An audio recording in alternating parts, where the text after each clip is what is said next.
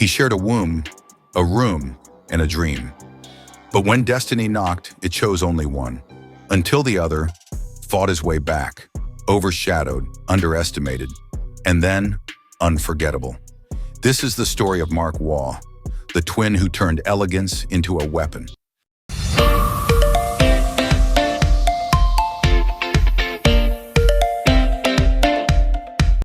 Originally, I had planned to do a full episode on both brothers, but as I sifted through their tales, I realized each deserved his own spotlight. And so today's focus is on the more aesthetically pleasing of the duo, both in terms of appearance and stroke play, leaving the tale of the more decorated Steve for another time. Mark and Steve Waugh were born on the 2nd of June, 1965, in southwestern Sydney. Mark, the younger by a few minutes, would later be joined by two more brothers, Dean and Danny, both of whom played cricket, though neither made it to the national side. From the age of 6, the twins were immersed in sport: football, rugby, tennis, and of course, cricket.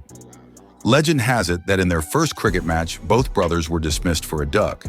But despite that comically disastrous beginning, they pressed on, honing their skills across sports until the demands of elite-level play forced them to choose just one.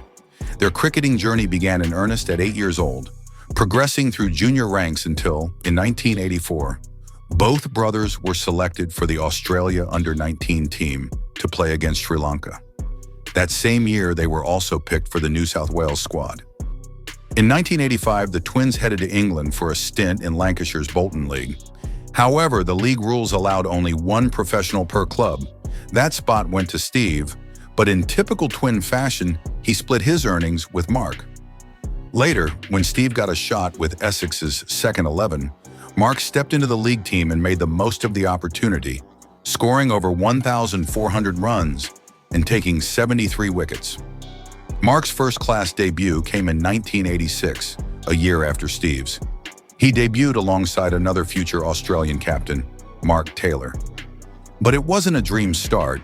Scores of 13 and 28, followed by a dressing down from coach Bob Simpson after a night of birthday celebrations, saw both openers oversleep on day 3. With an average of just 10, Mark was dropped from the side. He returned in a different role, as a medium-paced bowler who could bat in the middle order.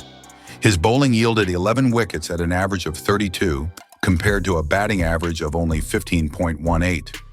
Meanwhile, Steve had already made his Test debut at just 20, leaving Mark in his brother's shadow. Some even mockingly called him Afghan, a reference to the then-forgotten Soviet-Afghan War. In 1988, Mark was called up by Essex to replace Alan Border. He scored a century on debut, and the second 50 of that innings came from just 28 balls. His solid performances earned him a recall for the 1989 season. Later that year, he finally broke into the Australian ODI side, debuting against Pakistan.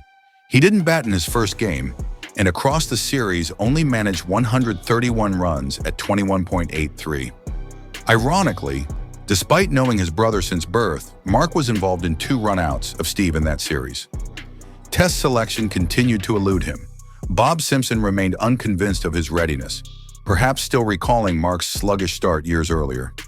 Meanwhile, Steve had already become a world champion with Australia's 1987 World Cup triumph.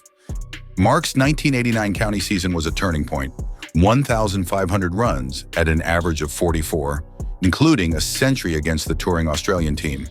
Fittingly, Steve also scored a ton in that same game. In the 1989-90 domestic season, Mark tallied 967 runs at 80.85. His unbeaten 198 against Tasmania carried New South Wales to the Sheffield Shield final, where he again delivered with 78 not out to seal the title. Then in 1990 came a historic moment. Mark and Steve shared a 464-run stand for the 5th wicket against Western Australia, a world record in first-class cricket. Both scored double centuries in that epic partnership. Still, by 1991, Mark, now 25, had played 14 ODIs, but was averaging just 18.33. The Test cap still hadn't come. Then finally, in January 1991, it happened, but not without emotional complexity. During a family dinner, Steve was the one who announced Mark's selection, at his own expense. Mark debuted in the fourth Ashes Test at Adelaide, walking in with Australia at 104 for 4. He went on to score a majestic 138, becoming just the 15th Australian to score a century on debut. 100 on debut. What a magnificent innings it's been. It's his 26th first-class 100, and he's getting a little shake of the hand there from Greg Matthews. What an occasion for him. The Sydney Morning Herald praised it as a knock of commanding presence.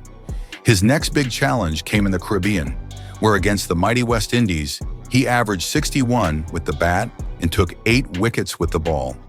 A remarkable all-round performance. But 1992 was a difficult year. Mark was dropped from both formats due to inconsistent form. His redemption arc began during the 1993 Ashes series, where he amassed 550 runs at 61.11, including a century and 5 50s. That was the launchpad for an unbroken run of 107 consecutive Test matches till his retirement, the third longest streak in the history of Test cricket. By the time he retired in 2002, Mark Waugh had scored 8,029 Test runs at an average of 41.81, including 20 centuries. He claimed 59 wickets and held 181 catches, then a world record, most of them in the slips, where his hands were as reliable as his cover drive was elegant.